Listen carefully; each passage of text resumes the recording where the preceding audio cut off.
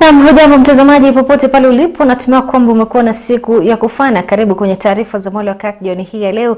Bila shaka ni fahari yangu kubwa kupatana nawe tena ndani ya taarifa zetu. Mtazamaji, mimi ni Faith Kaulu, mfasiri wa ishara jioni hii ya leo ni Brian Muraro.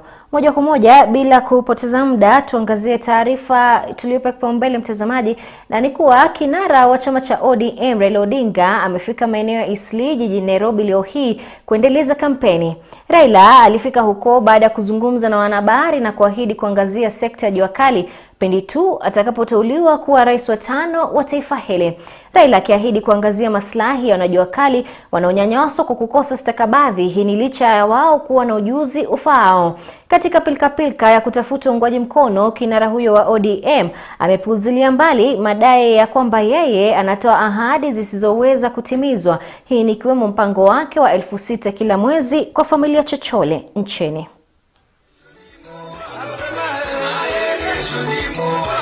Baba amekuja. Una furaha? Una furaha? Tumekuwa pale na mazungumzo na viongozi wa wafanyabiashara wa hapa Eastleigh. Na mimi nimewaambia kumepambauka. Sawa sawa. Tutaangalia vile upande ya viwanda sawa sawa. Pande ya wafanyabiashara sawa sawa. Wanasema tio baba anadanganya watu ati hakuna pesa. Hapana. Nimwambia haya kwamba mimi Raila Amolo Odinga nimekuwa waziri mkuu ya taifa la Kenya kwa miaka 5. Najua pale pesa iko. Najua pale pesa iko.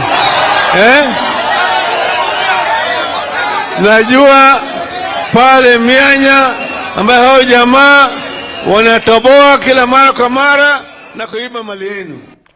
Kwingine kwa mtazamaji, gavana wa kaunti ya Kilifi ambaye pia ni kiongozi wa chama cha Pamoja African Alliance Amason Kingi mapema leo hii amejiunga na muungano wa Kenya Kwanza unaoongozwa naye naibu wa rais William Ruto. Kingi ambaye ameeleza sababu zake za kuondoka kwenye muungano wa Azimio la Umoja wa Kenya amepokelewa na Ruto kwa ushirikiano na viongozi wengine wa muungano huo wa Kenya Kwanza. Nicholas Kivite na habari hiyo. Akizungumza na wanahabari leo hapa jijini Nairobi, gavana wa Kilifi Amason Kingi amesema kuwa sababu kuu ya kuutema muungano wa Azimio wa Kenya ni kutafuta suluhu ya matatizo yanayowakumba wa Kenya, bali sio kujinufaisha mwenyewe. But we know why we're here. Our reason to come to Kenya Kwanza is driven by the desire to finally find a solution to the problems facing our people. Securing positions, we could have secured individual positions in Azimio. But that is not our intention. Kadhalika kiongozi huyo ameongeza kuwa muungano wa Kenya Kwanza ndiyo unaoendeleza siasa za amani na ambazo hazina matusi na majigambo. Not everybody who calls himself the fifth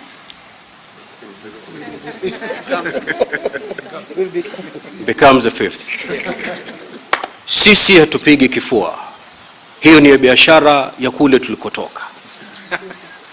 Sisi hatumimini wala kumwaga matusi. Hiyo ni biashara tuliacha kule tumetoka.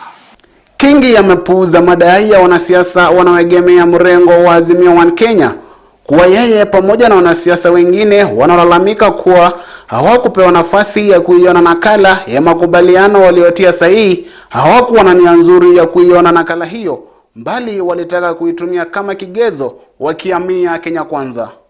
We have been accused of all sorts after signing this agreement, that we've been playing both sides. We have been told that we were demanding to get a copy of the agreement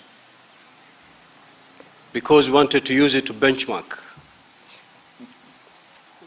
To benchmark what? Kenya Kwanza and Azimio are two different legal entities. Gavana huyo amekaribishwa kwenye muungano huo na naibu rais William Ruto pamoja na viongozi wengine.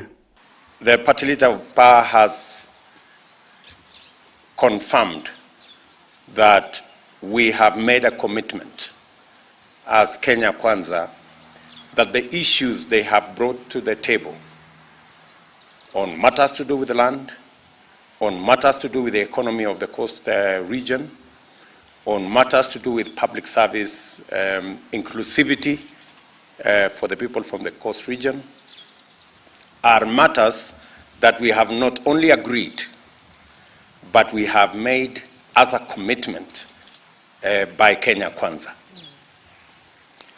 And we have signed into that commitment because we have every intention, commitment, and belief that we will deliver on this commitment. Kiongozi wa ANC Musalia Mudavadi amedai kuwa hatua ya Kingi ni ya kijasiri, huku akiitaja siku ya leo kuwa ya maana sana kwa muungano huo wa Kenya Kwanza. You have come out so powerfully on behalf of the people of the coast region. You have done something siku ya leo kuwa ya maana sana kwa muungano that you may not know the full impact yet, but you have said no to the politics of hostage taking. Kwa hotuba yake kwa wanahabari, Kingi amelaani tabia wagombea urais ya kutumia migogoro ya ardhi inayokumba wakazi wa pwani wanapojipigia debe, huku akipeana ahadi za uongo kwamba watatatua migogoro hiyo watakapochaguliwa. There are always a campaign issue that everyone coming to the coast, because they know we have land problems, they'll promise us that once I become president, I'll handle the land question. For over 60 years, prior to independence and even after independence, that has always been a promise of anyone wanting to get the 2 million votes at the coast. Today, the coastal person is saying we are not taking nothing short of a written commitment. Kwa upande wake, kiongozi wa Ford Kenya Moses Wetangula amemshukuru Kingi, huku akipigia debe Kenya Kwanza, akidai kuwa ndio muungano ulio na uaminifu na uwazi. Nimemsikiza rafiki yangu Kingi kwa makini sana. If a distinguished senior lawyer like Amason Kingi can sign an agreement and be denied to go away with a copy, it tells you the depth and width of dishonesty and deceit with the people that you are dealing with. Here in Kenya Kwanza, we are open, we are transparent. Nikiripotia Mwale wa KALONZO kutoka hapa jijini Nairobi, mimi ni Nicholas Kibite.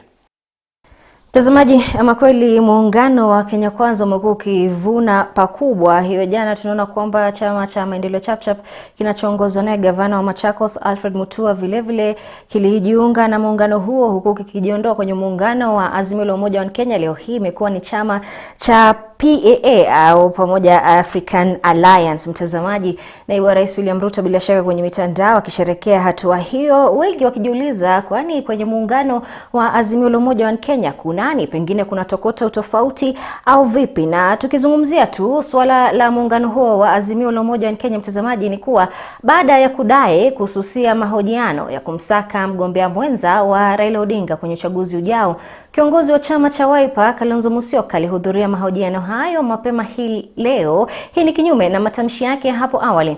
Vilevile ikiwa ndo imekuwa ni siku ya mwisho ya mahojiano ya kuwapiga msasa waliopendekezwa kwa jopo hilo maalum, Bi Charity Ngilu na Waziri Munya ni baadhi tu waliowasili mbele ya jopo hilo mapema hii leo kufanywa mahojiano. Mtazamaji, ikumbukwe kwamba hiyo jana gavana wa kaunti ya Mombasa Ali Hassan Joho aliweza kuhudhuria mahojiano hayo pamoja na mwakilishi wa kina mama kaunti ya Murang'a Bi Sabina Chege, vilevile wakifika mbele ya jopo maalum na kufanywa msasa. Sasa mwanahabari wetu amekuwa akifuatilia mchakato huo kwa siku ya pili leo hii iliyofanyika kwenye hoteli ya Serena jijini Nairobi na kuandaa taarifa ifuatayo.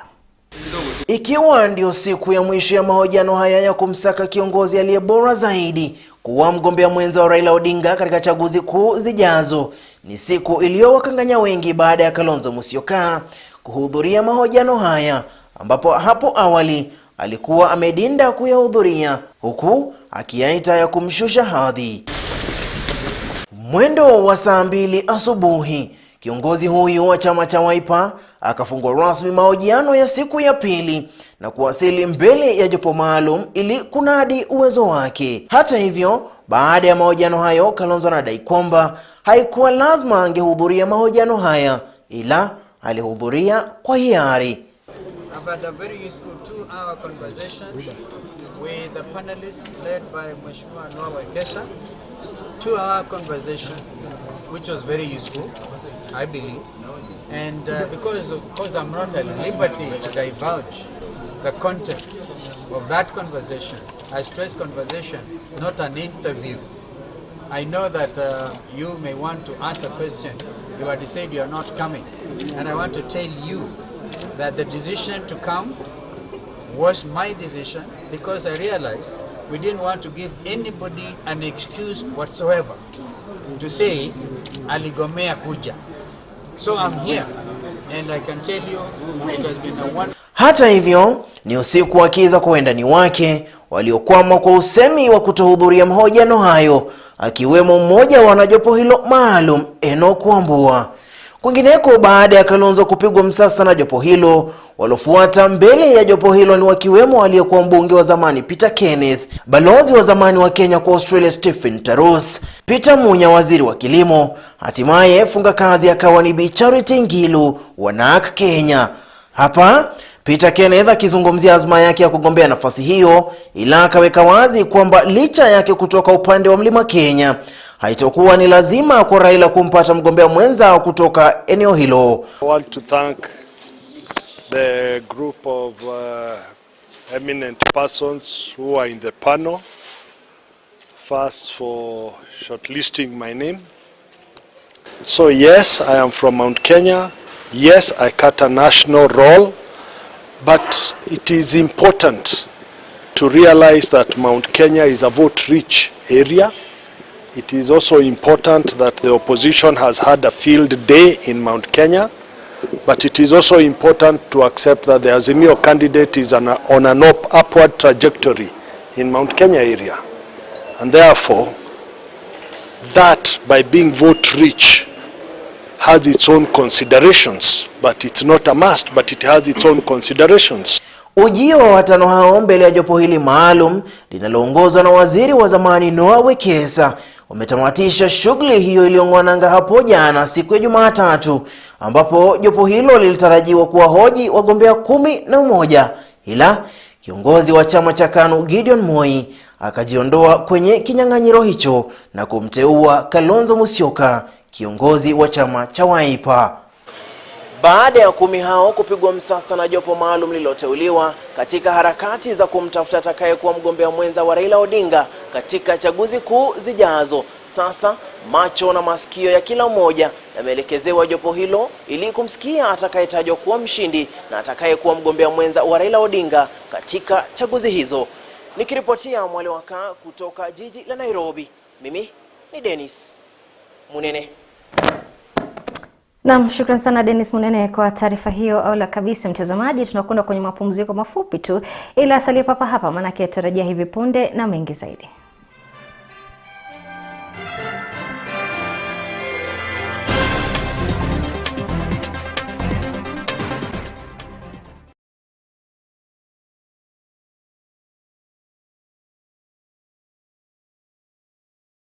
Jesus said, "Call unto me and I will answer." How can you just leave a job and it's from that job that we were getting food and our daily bread, and then you tell us that God spoke to you?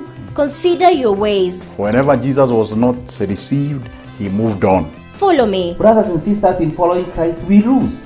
You may lose relationships. It's an individual calling. Somebody who is committed to the one they are following. But what is the cost of following Christ? Following Jesus is not always after other ambitions. Let the dead bury their own dead, but you go and proclaim the kingdom of God. Call unto me every Wednesday at 8 p.m. only on KAK TV. Experience Christian television like never before. What are we called to do to transform the world, to make it more Christ-like, and ultimately to Christianize? We are Christian professionals placed by God in our different spheres KAK TV brings you news. Ulimwengu unabadilika kwa kasi na kila dakika ya siku kuna jambo unalopaswa kujua. Economic. Ni mmoja tu wa wanabiashara ambao tumezungumza nao mtazamaji. Health. The egg from Kenyan chicken is very good and people know that. Be rest assured that health is wealth. Faith, as well as national issues programs to nourish your heart, mind and soul. We can bring the change that we desire in our country. We look into political and governance matters and current affairs matters with a third eye. We are called to multiply disciples. So there has to be disciple makers, and there has to be people that are willing to be those disciples. KAK TV brings it all to you. God bless you.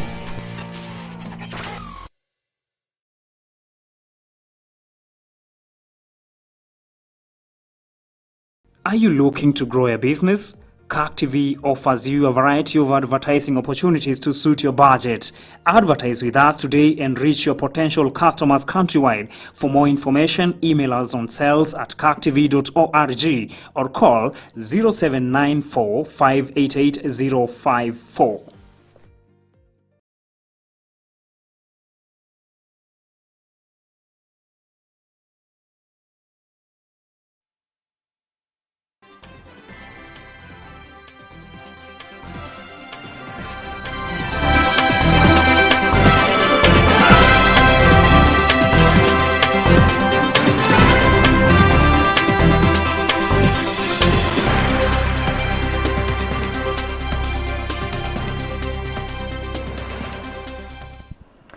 Na mtazamaji, karibu tena na shukrani za dhati kwa kusalia papa hapa.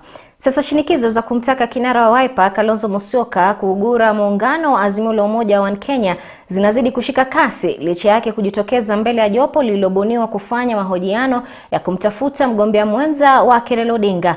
Muungano wa Kenya Kwanza sasa umesema kwamba kumfanyia mahojiano ni dharau kubwa na kwamba milango ya muungano wao ipo wazi kwa Kalonzo. Vincent Kerosi anaizamia taarifa hiyo.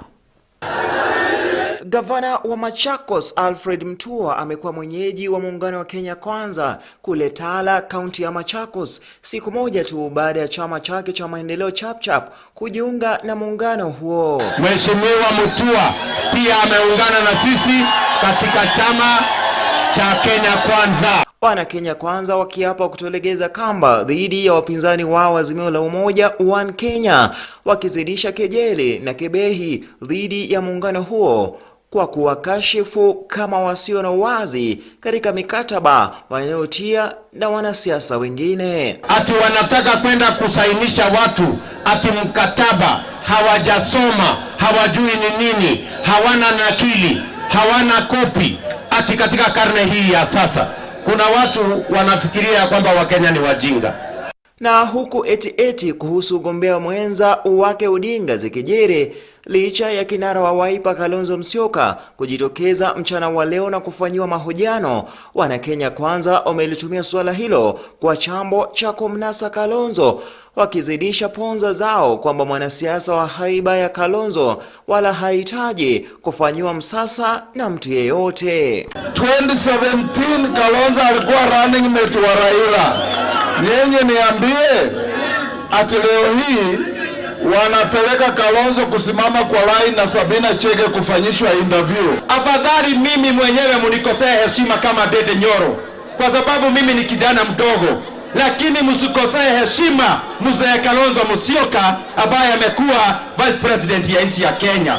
Umedharau hii Wakamba. Unaona ati project ile Wakamba wanatakiwa wachukue ni project inaitwa Azimio. Mtakubali? Mnataka nilete Kalonzo kwa Azimio kwa Kenya Kwanza?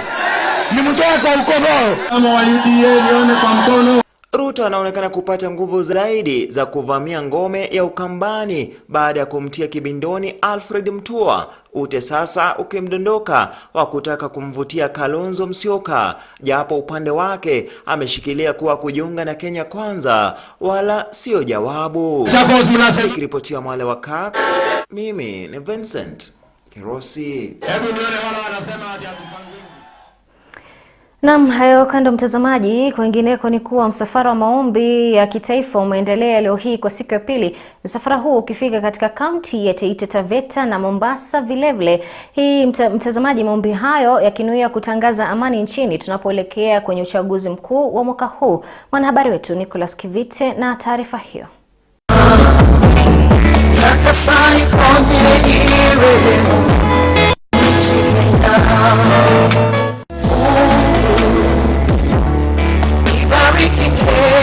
Msafara huo ulizinduliwa jana katika kaunti ya Nairobi, huku maombi yakifanyika katika kaunti za Nairobi, Kajiado, Machakos na Makueni. Leo msafara huo umeelekea kaunti ya Taita Taveta na Mombasa, ambako kutakuwa na kesha kubwa ya kufunga siku. Tangaza kutoka leo, kanisa la Kenya, kanisa la Taveta, likianza na mimi, linapokea neema ya kiunabii ya kuzalisha revival, ya kuzalisha ufifio, ya kuzalisha neema yake Bwana. Hafla hii inaongozwa na viongozi mbalimbali wa makanisa, huku kila kaunti ikiwa na wawakilishi watatu. Kabla ya kuanza msafara huo, viongozi hao walishiriki katika zoezi la kufunga na kuomba kutoka tarehe 30 mwezi wa Machi hadi tarehe 8 mwezi huu. Nia ya maombi haya ni kutangaza amani katika kila sehemu nchini Kenya, pamoja na kuibariki taifa la Kenya wakati huu tunaelekea katika uchaguzi mkuu. Baba, usiache Kenya, usiache Kenya, usiache Kenya Bwana. Elai shandai rabi, rekabaganda bashandaba. Usiache Kenya Bwana, rekabaganda bashandaba, rekabaganda bashandaba, rekabaganda. Haya yanajiri huku baadhi ya wanasiasa wakiripotiwa kuendeleza kampeni za mgawanyiko, na maombi hayo yanajaribu kupoza joto la kisiasa linaloendelea, huku viongozi hao wa makanisa wakionya kuwa mwenendo huo unaiweka nchi katika njia isiyo sahihi kabla ya uchaguzi mkuu wa Agosti. Shakamagana, let your will be done, O God, in Kenya as it is in heaven, as it is in heaven. Let your will be done in Kenya as it is in heaven, as it is. Nikiripotia Mwale wa Kirk, mimi ni Nicholas Kivite. Mtazamaji, kutoka huko tuvuke hadi katika kaunti ya Narok, ambapo mgombea wa gavana kauntini humo, hii ni kupitia au chini ya tiketi ya UDA, Bwana Patrick Ole Ntutu, amevunja mila za uongozi kwa kumteua kijana kuwa mgombea mwenza wake kwenye kinyang'anyiro cha uchaguzi mkuu ujao. Ole Ntutu amesema kwamba amechukua hatua hiyo ili kuhakikisha kwamba vijana wamehusishwa kwenye uongozi wa taifa hili. It's a great day for us as Kenya Kwanza. For the youth, I think you have something to smile on. Look at the face of Engineer Kirui, Matthew. He's smiling and he's telling you, here we come. We want the youth to know that my government will involve the youth of Narok County.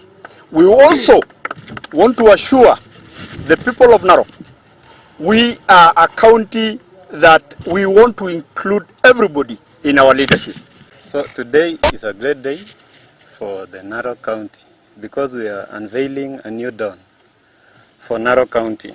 The Kenyan youth and the entire Narok County are proud today because the change is on the horizon. My name is Engineer Matthew Rono, and I'm glad to have been nominated as an incoming Deputy Governor under the UDA and the Kenya Kwanza. So, ladies and gentlemen, I hereby take this opportunity to humbly accept the nomination, and being that now the youth are well represented, we know that the youth make about what percentage? So the youth make about 70%, and it's high time that the youth are well represented across the divide. Mtazamaji, kufikia hapo hatuna la ziada ila kutamatisha taarifa za Mwale wa Kirk jioni hii ya leo. Shukran kwa wewe kwa kuambatana nasi hadi kufikia sasa hivi. Mimi ni Faith Kaulu. Brian Muraro amekuwa mfasiri wa lugha ishara. Kwa niaba ya wote waliofanikisha taarifa hizi, tunakutakia siku mwanana. Kwaheri.